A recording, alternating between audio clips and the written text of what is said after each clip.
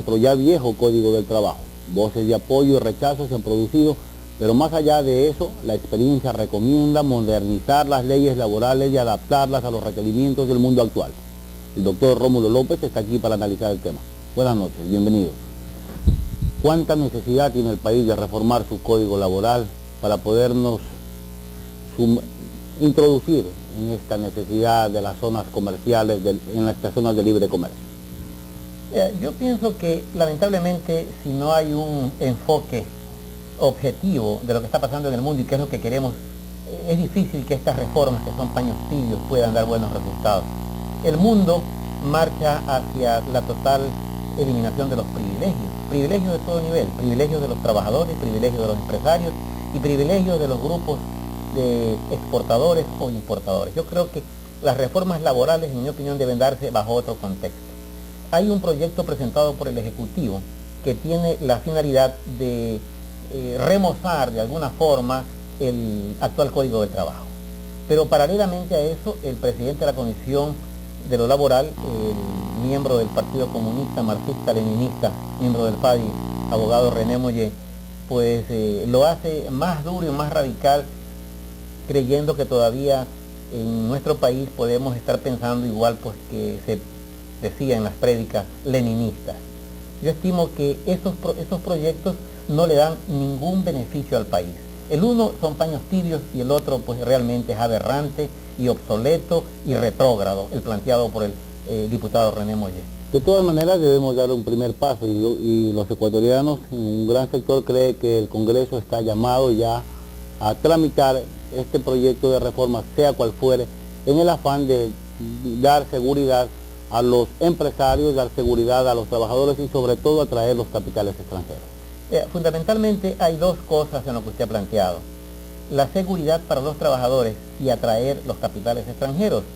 Yo creo que más que la seguridad a los trabajadores, yo creo que tenemos que pensar en la seguridad y la posibilidad de empleo a los que no tienen trabajo. ¿Cuál es el código o la ley que protege a los desempleados? ¿Cuál es el código o la ley al que protege a los informales? Aquellos que no tienen los beneficios que supuestamente obtienen los que están con el privilegio del Código del Trabajo.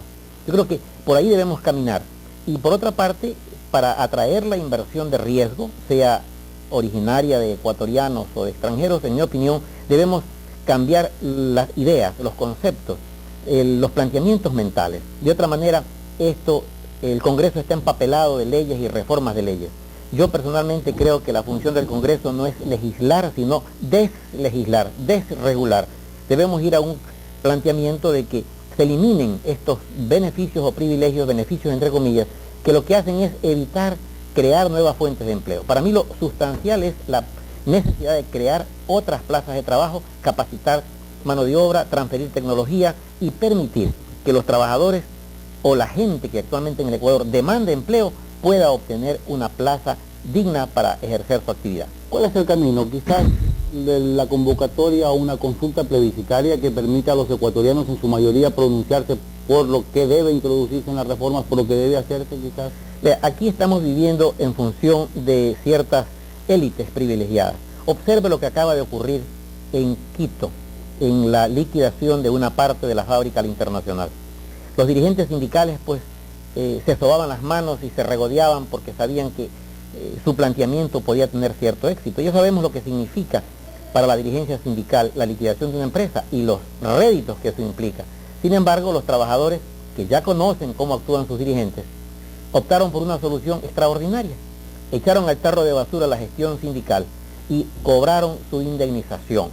No se va a producir desempleo porque esa gente con el volumen de indemnización sale a trabajar por su cuenta y riesgo o puede emplearse en otra actividad, pero esa empresa es salvada de la catástrofe y se salvan unas plazas de trabajo y se sienta un precedente de que los propios trabajadores rechazan la conducta obsoleta, negativa de su dirigencia sindical. Yo creo que esa es la prueba más evidente. Si mal no interpreto, usted está sugiriendo la posibilidad de que las empresas que metidas en un problema de orden sindical, de orden laboral, vayan a la liquidación, terminen con esto y arranquen nuevamente. Vea, es un derecho incluso consagrado en el actual Código del Trabajo que es obsoleto, es retrógrado, es negativo para el país y es la causa de la pobreza en nuestro medio y de la falta de generación de empleo.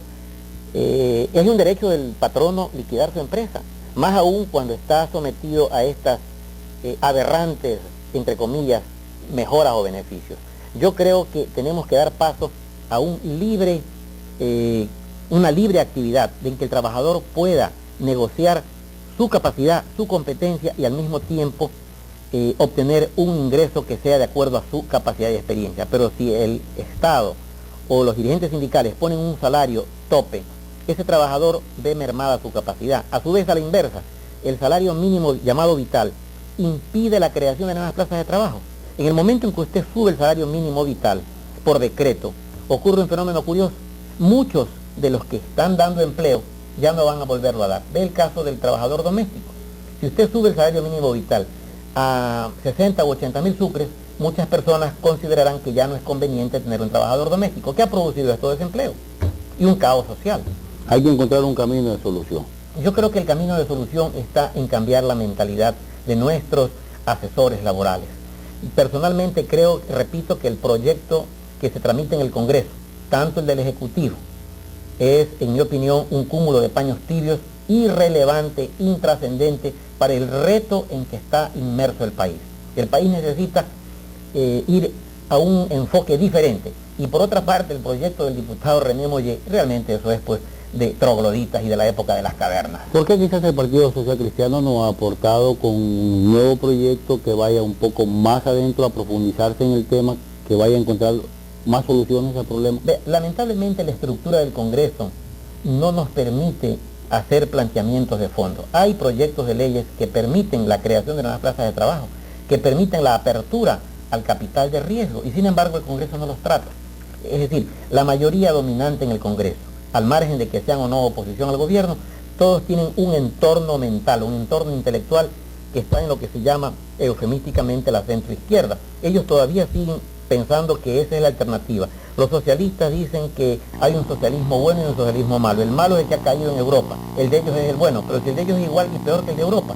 En realidad, yo estimo que esta situación de que el Congreso esté predominando una tendencia ideológica no permite que se lleven a cabo proyectos que realmente rompan los esquemas de pobreza. Paralelamente hay otro detalle importante. Los señores que manejan las universidades y los medios de opinión todavía están creyendo, muchos medios de opinión, de que es necesario mantener el proteccionismo, sea a los empresarios o sea a ciertos trabajadores. Yo creo que el reto del Ecuador al mundo es no la integración dentro del Pacto Andino, sino fuera del Pacto Andino, integrarnos al mundo. Es una apertura total, tenemos que tumbar los aranceles, no en un juego de intereses entre el funcionario de turno y los beneficiarios, sean empresarios o trabajadores. Tenemos que ver la posibilidad de que haya una más dinámica creación de fuentes de empleo. Eliminación del arancel que evita la creación y las inversiones nuevas. Los impuestos que realmente hacen más grave la situación de todos los ciudadanos, y lo que es más grave, la inflación. Este dispendio del gasto público, ya fue mencionado hace un momento y lo hemos repetido muchas veces. El monto del gasto del Estado, independientemente de las entidades estatales y paraestatales, es realmente demencial. Yo creo que por ahí está el mayor impuesto con que se castiga a la población, y más aún a los desempleados, es la inflación, o sea, el gasto del sector público, con el eufemismo de pagar la deuda social. No hay tal pago de deuda social, lo que ha habido pues un derroche, un dispendio de dineros y recursos. ¿A dónde va a ir a parar el país? Yo creo que el país tiene que ir haciendo conciencia poco a poco, y para eso es importante que se pongan de relieve hechos como el que ha ocurrido en la internacional, en que de 900 trabajadores, 700 le dicen no a sus demagogos y aprovechados dirigentes sindicales, sino que le dicen, señor, nosotros aceptamos las reglas de juego, cogen el monto de su indemnización y van ellos a recibir con esos recursos las mejores posibilidades de desarrollar su experiencia y su capacidad. Yo creo que tenemos que cambiar el esquema mental. El esquema intelectual en las universidades también es aberrante y es negativo. Se sigue enseñando, por ejemplo, en materia económica, en obras ya obsoletas como la de Paul Samuelson, o las teorías de Keynes siguen siendo las predominantes en materia económica. En materia laboral seguimos creyendo que el Código Mexicano pues es el non plus y el nuestro es mucho más aberrante que el mexicano.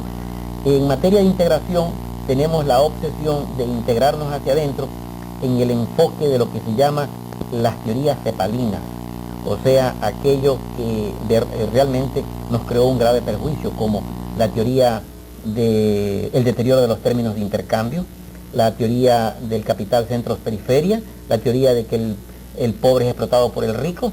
Señores, si aquí en el país lo que necesitamos es estimular la riqueza, necesitamos que haya más ricos, no generalizar la pobreza. Por eso yo creo que los planteamientos hechos por el doctor Yamil Mahuad, presentado al principio de este programa, como los planteamientos del dirigente laboral, son absolutamente obsoletos, ambos.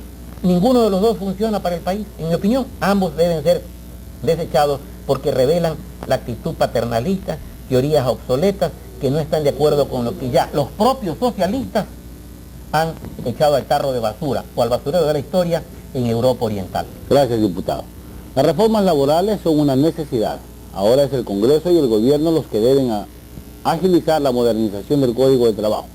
Esto, como se ha dicho, no puede seguir postergándose más, aunque ahora porque el país requiere de mecanismos que atraigan y den seguridad, no solo a los capitales nacionales, sino especialmente a los extranjeros. Nuestro encuentro de hoy ha concluido, los espero para uno nuevo mañana a la misma hora. Sigan con Informe Latinoamericano. Buenas noches.